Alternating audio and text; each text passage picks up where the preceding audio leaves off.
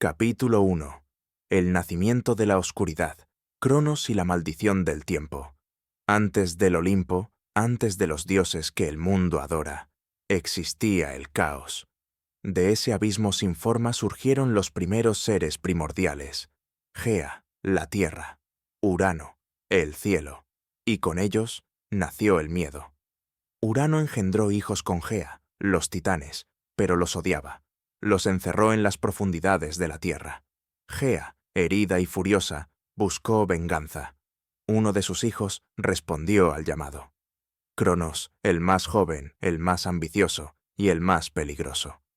Con una hoz de pedernal forjada por su madre, Cronos esperó a su padre.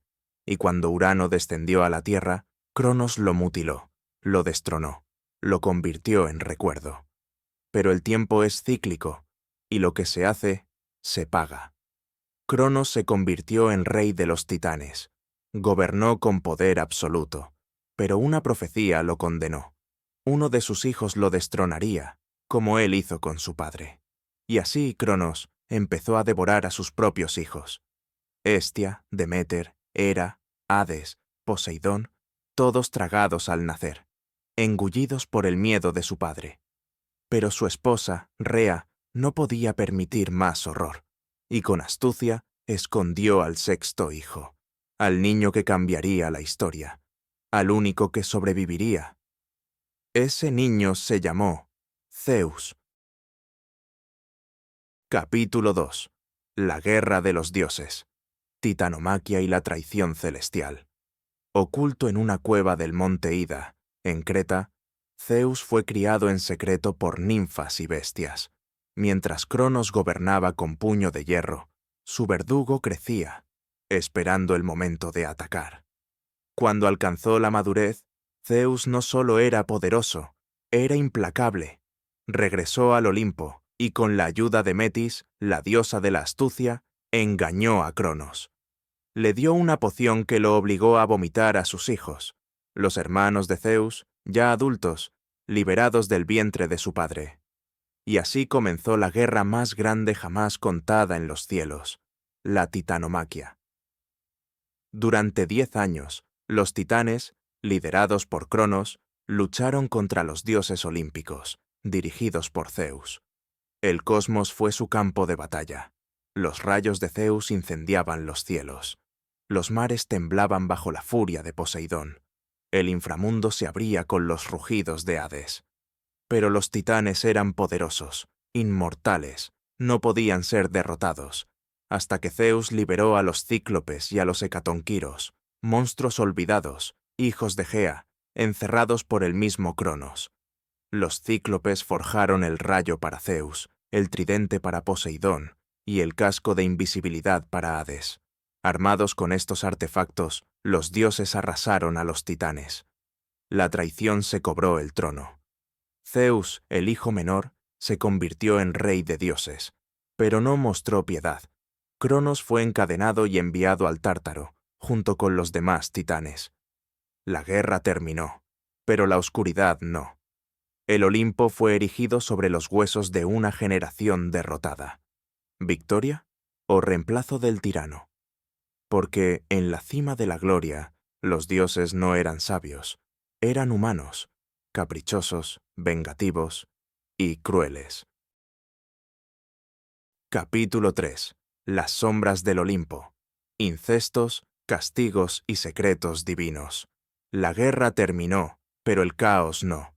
El Olimpo, esa cumbre sagrada que dominaba el mundo mortal, no era un lugar de paz, sino un escenario de pasiones oscuras, secretos prohibidos y justicia retorcida. El incesto de los dioses. Zeus, el nuevo rey, proclamaba orden, pero vivía en el desorden moral. Se casó con Hera, su hermana, y no fue su único vínculo incestuoso. Tuvo hijos con otras hermanas, tías, y hasta con su propia hija, Perséfone, en algunos mitos prohibidos. Hera, celosa y humillada, no era menos cruel. No podía castigar a Zeus, así que descargaba su furia sobre sus amantes y sus hijos. A Semele, madre de Dionisio, la llevó a la muerte.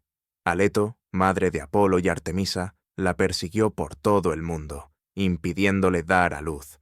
Hera no era diosa del amor, era diosa del rencor, castigos crueles e inhumanos. Los dioses no conocían la compasión. Cuando Prometeo robó el fuego para dárselo a los hombres, Zeus lo encadenó a una roca. Cada día, un águila devoraba su hígado, y cada noche volvía a crecer. Una eternidad de sufrimiento por un acto de generosidad. Cuando Sísifo engañó a la muerte y se burló de los dioses, lo condenaron a empujar eternamente una piedra cuesta arriba, solo para verla caer una y otra vez. Y a Tántalo, por ofrecer la carne de su hijo a los dioses como banquete, lo arrojaron a un estanque donde el agua y la fruta siempre le eran inalcanzables. Hijos de sangre y guerras internas. Ni siquiera entre los dioses había unidad. Atenea, hija nacida de la cabeza de Zeus, se enfrentaba constantemente a Ares, dios de la guerra. Apolo perseguía sin descanso a las ninfas que huían de su deseo. Artemisa castigaba a quien la miraba, incluso sin intención. Los dioses amaban, pero a veces mataban a quien amaban. Castigaban la insolencia con plagas, destruían ciudades por orgullo, y a veces por capricho. Su inmortalidad los había despojado de empatía. Eran perfectos solo en poder, no en moral. El Olimpo no era el cielo, era un espejo de lo peor del alma humana. Con cada castigo, cada crimen, cada amor prohibido, los dioses demostraban que lo divino no es sinónimo de bondad. Y aún así, generaciones los adoraron, un legado inmortal.